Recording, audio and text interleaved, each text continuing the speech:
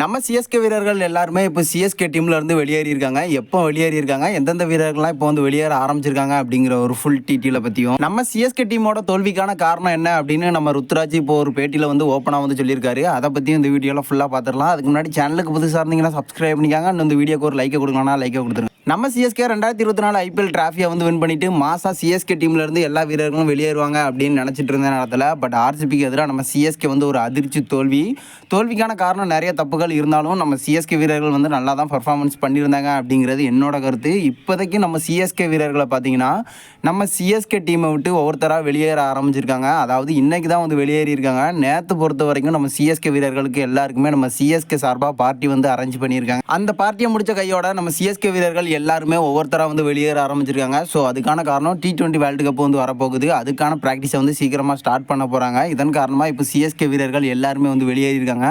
அந்த வரிசையில் நம்ம டிஜே பிராவோ, அது மட்டும் இல்லாமல் அஜய் மண்டல், ராஜவர்தன், நம்ம சைக் ரஷீத், நம்ம நியூசிலாந்து வீரர்கள் அப்படின்னு எல்லாருமே வந்து வெளியேறியிருக்காங்க. நம்ம ஜட்டுவா இருக்கட்டும், தலத்துணியாக இருக்கட்டும், இவங்கள பற்றி எந்த ஒரு அப்டேட்டுமே கிடைக்கல. இப்போதைக்கு நம்ம சிஎஸ்கேவில் இருந்து இந்த முக்கியமான வீரர்கள் எல்லாருமே வந்து வெளியேறியிருக்காங்க. அடுத்து நம்ம ருத்ராஜ் கொடுத்த பேட்டியை பார்த்துடலாம். ஆர்சிபிக்கு எதிராக நம்ம சிஎஸ்கே வந்து ஒரு அதிர்ச்சி தோல்வி அடைஞ்சிருந்தாங்க. யாருமே வந்து எதிர்பார்க்கல சிஎஸ்கே வந்து ஃப்ளையாக போவாங்க அப்படின்னு நினச்சிட்டு இருந்தோம். பட் எதுவுமே வந்து நடக்கல.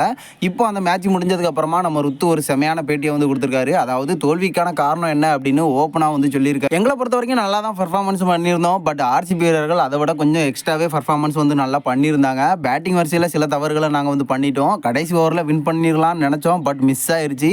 இதன் காரணமாக தான் நாங்கள் வந்து தோல்வி அடைஞ்சிருந்தோம் அப்படின்னு சொல்லியிருந்தாரு. அது மட்டும் இல்லாமல் முஸ்டாபிசூர் ரஹ்மான், பத்ரிநாத், தீபக் சகாரி, அது மட்டும் இல்லாமல் முக்கியமான வீரர்கள் நிறைய பேர் இன்ஜுரி காரணமாக வந்து வெளியேறி இருந்தாங்க. நம்ம டெவான் கான்வே அப்படின்னு.